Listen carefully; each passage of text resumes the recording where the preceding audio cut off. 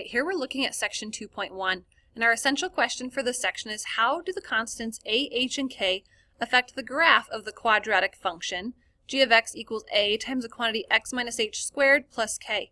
So remember that when we're talking these different functions, I'm going to start with my parent function. And my parent function here is just a quadratic, so it would be kind of f of x equals x squared. Right, this is the most simple form I can get, and then I'm going to add these different values in and see what happens to it. So my learning targets for today, first we're going to describe transformations of quadratic functions, then we're going to write those transformations of quadratic functions. Okay, so the first ones we want to look at are our translations, both horizontal and vertical. So with horizontal, you'll notice that it's inside the parentheses. Okay, and I'm always going to have x minus h. It's always going to be x minus h. So when h is greater than 0, right, so I've got like an x minus 4, it shifts it to the right, and if I've got an h value that is less than 0, it's going to go to the left. And we'll look at some examples of these. So now our vertical translations. Vertical translations are always going to be k, and you'll notice here that k is not inside my parentheses. So if k is greater than 0, it moves up, and if k is less than 0, it moves down. Right? So our k value, our vertical translations, are generally easier to see and understand than our horizontal translations.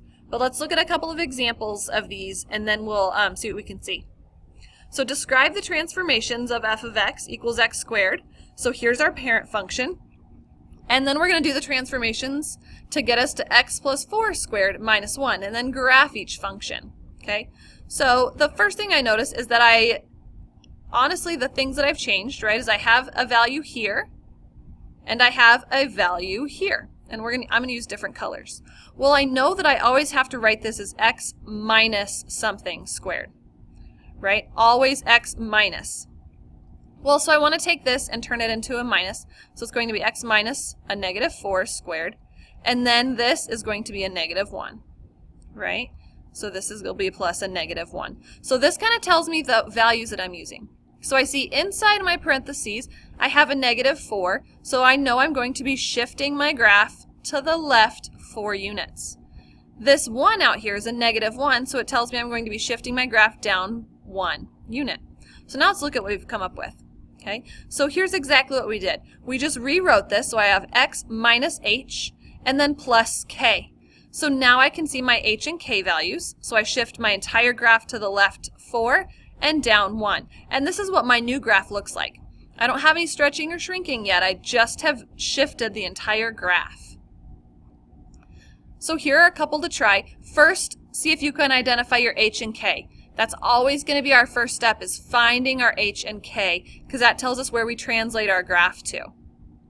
Okay, so now we're going to look at a couple other transformations. We can have some reflections. So if I have a negative f of x, right, so my negative is out front of the parentheses, I'm going to be reflecting over the x-axis. If I have a negative inside my parentheses, I'm going to be reflecting across the y-axis. Okay, so it's kind of important to keep in mind the differences between inside the parentheses and outside the parentheses. Now we're going to look at our stretches and shrinks. So our vertical stretches and shrinks are just like they were back in chapter 1.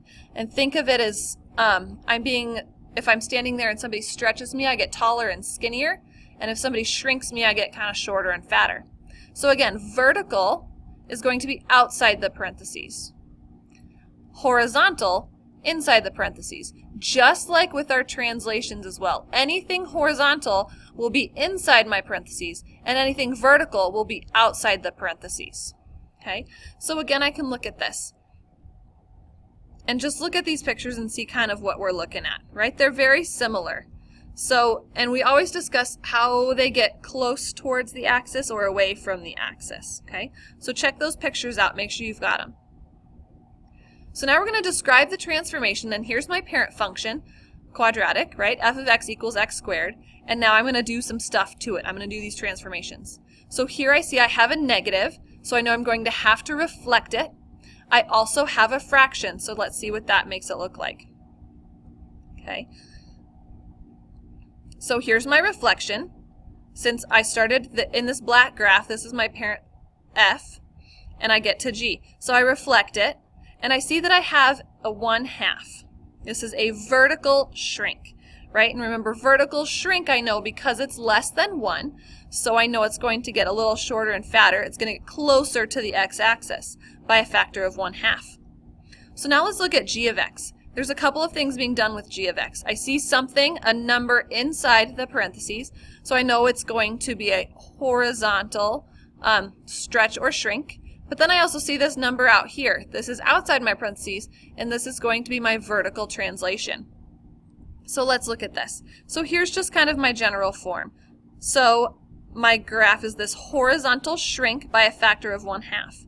And I know that it's a shrink because it's inside the parentheses, so I have to make it the reciprocal, right? So it's a shrink by a factor of 1/2, and then I shift the whole thing up 1. This will get the horizontal stretching and shrinking will get easier the more we do it. We're dealing with vertical, right? So our up and down, I don't have to change anything. I can just use the values as they're given to me. But when I'm dealing with horizontal values, I need to use the reciprocal to determine my factor that I'm stretching or shrinking by. Okay, so try a couple of these. Definitely try the ones that have more than one thing going on. See if you can follow along with those. Okay, so now we're going to look at absolute vertex form. We're going to kind of live here for a long time. So if I have this a value, right, this is a reflection if it's a negative and or a vertical stretch or shrink. I have an h value. This h, remember, was our horizontal translation, so left and right. And k was my vertical translation, up or down. And always x minus h, x minus h. I'm going to say it over and over and over again. So let the graph of g be a vertical stretch by a factor of 2 and a reflection in the x-axis, followed by a translation 3 units down of the graph of x squared. So now I have to write a rule and identify the vertex. When we're dealing with quadratics, we often want to find the vertex. That's just the place where it changes direction. Okay, so I'm going to start with my f of x, and we're going to see what happens. Okay, so I have a reflection. I have a vertical stretch by a factor of 2, which gives me an a value of -2. Right, the negative will reflect it. The stretch tells me the number there. Then I also have a translation 3 units down, which gives me a k of -3. Now I can write my function. So here's my just vertex form, and I can now substitute my a and my k. Since I don't have an h, I can just leave that as 0 and kind of simplify my equation there. Okay, so my transformation leads me to a -2x squared minus 3.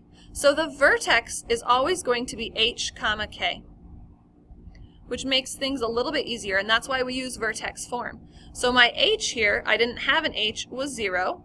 So that is the x value of my vertex. My k, since I moved down 3, is a -3. So that's my vertex. So that's going to help us a lot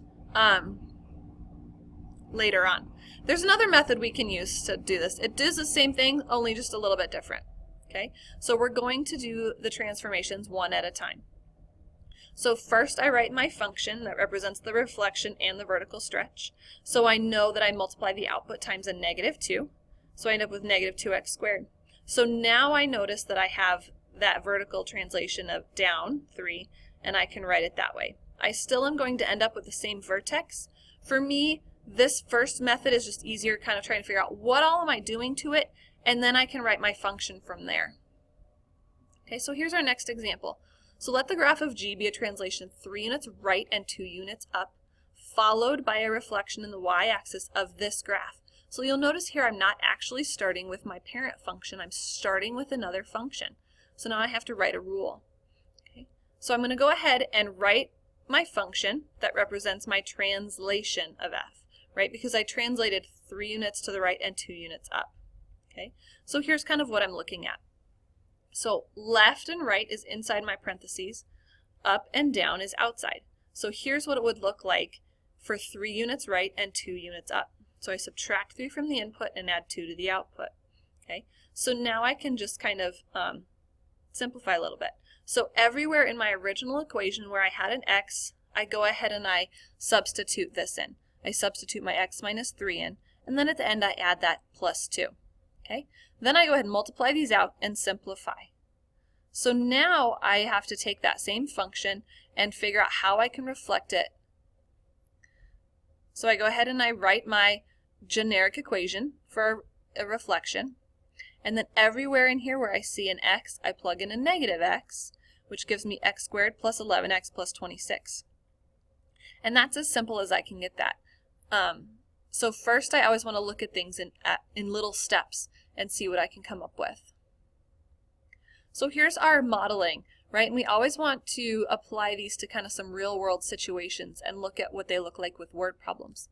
So the height in feet of water spraying from a fire hose can be modeled by h of x equals negative 0.3x squared plus x plus 25, where x is the horizontal distance in feet from the fire truck.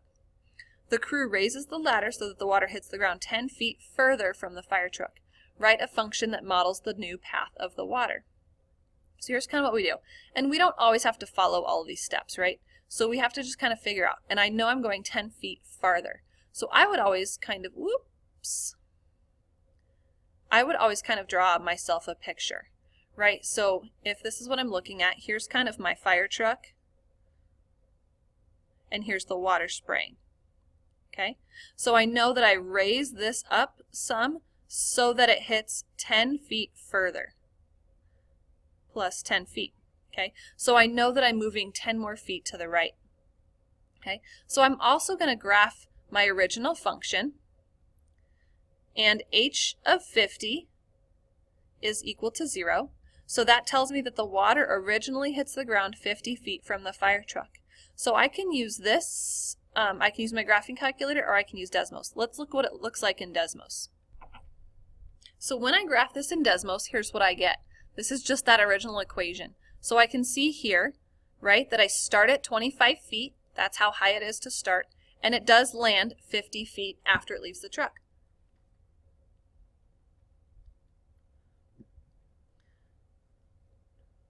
So what I also notice is on my graph, when my h is 60, is negative 23, right? So I know that this needs to be 60 because I need it to land further away. So down here I can see that at 60 it's going to be at a negative 23.